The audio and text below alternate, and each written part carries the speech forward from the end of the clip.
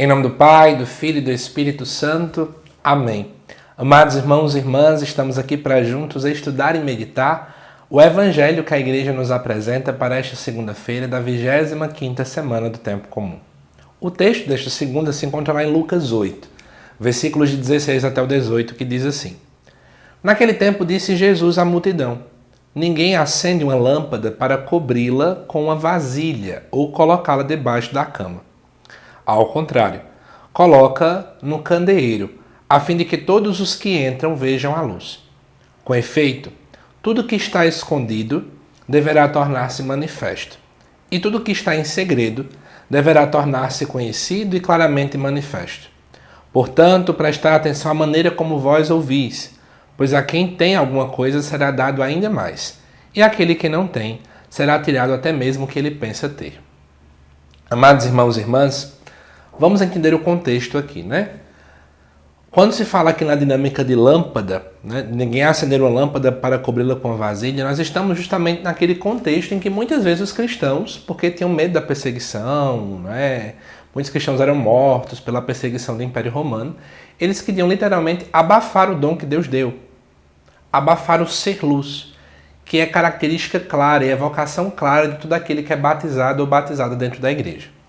Por esse motivo, né, quando Lucas traz um pouco essa dinâmica de ninguém acender uma lâmpada para cobri-la numa vasilha, né, colocá-la debaixo da cama, ele quer dizer assim, a gente não pode esconder o dom que Deus nos deu. A gente não pode agora ser omisso diante de uma realidade do mundo. Eu vou dar um exemplo bem claro para vocês. Quantas e quantas vezes nós que somos cristãos nos calamos diante de tantas realidades deprimentes do mundo atual. Exemplo mais claro que a gente está vivendo agora, estamos na crista da onda, digamos assim, é a realidade do aborto. Quantas e quantas instituições religiosas, a começar da própria CNBB, aí para novas comunidades, a outras realidades, se movimentaram na última semana justamente para poder barrar o início da votação, né? E aí, de fato, ela agora vai, pelo menos até o dia em que estou gravando esse vídeo, vai então para essa dinâmica presencial. Porque nós não podemos nos calar diante daquilo que é errado. Nós não podemos nos calar diante de tantas atrocidades que a gente tem visto. E aí, amados irmãos e irmãs, quando vai se colocar no candeeiro a fim de que todos entrem e vejam a luz, é na questão de iluminar ainda mais. Aí eu quero chamar a atenção para uma outra realidade. Vamos pegar esse texto agora e vamos aplicar em uma outra realidade. Não sei se você lembra, mas no início da igreja primitiva, né, lá no início, o batismo era chamado também de sacramento da iluminação. Justamente porque se tem essa compreensão de que o batismo nos leva a ser luz. E aí o que acontece? Quando nós observamos essa realidade, a gente pode pensar o seguinte: será que a gente tem sido cristão só de nome? Ou será que a gente tem assumido o nosso batismo? Assumir o batismo é iluminar onde a gente chega. Agora, iluminar não com luz própria, porque a gente não tem luz própria.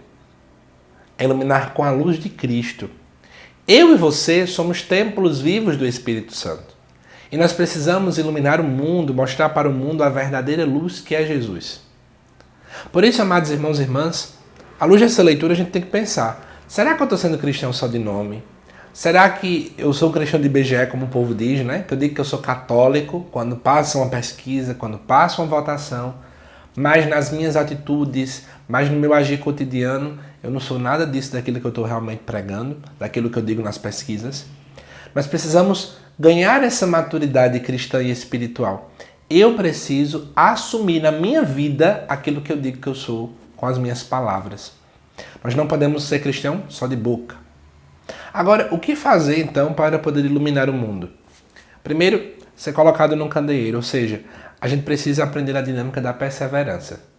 E, obviamente, da formação, né? A gente precisa se formar. Quanto mais eu entendo quem Jesus é, mais quem aparece não sou mais eu, mas é Ele. Vou dar um exemplo simples. Às vezes o pessoal vai fazer uma pregação, uma homilia, uma palestra. Fala mais de vida pessoal do que de Jesus. Isso me mostra claramente que a pessoa não sabe quem é Cristo. Porque eu falo daquele que eu mais conheço. Se eu só conheço de mim mesmo, só vou falar de mim mesmo. Se eu conheço Jesus Cristo, tudo que for exemplo que eu for dar, eu vou automaticamente referenciar a pessoa de Jesus Cristo.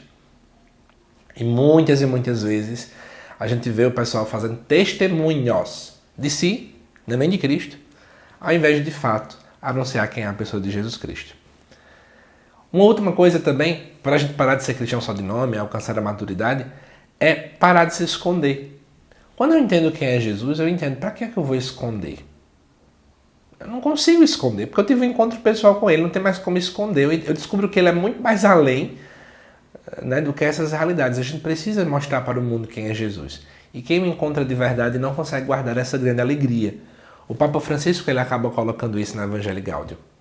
Quem encontra Cristo não consegue esconder essa alegria, mas ela quer comunicar para os outros. Então que a gente possa pensar sobre isso. Que Deus te abençoe, amado irmão e irmã, nesta segunda-feira, e te aguardo nos próximos vídeos aqui do canal. Até mais!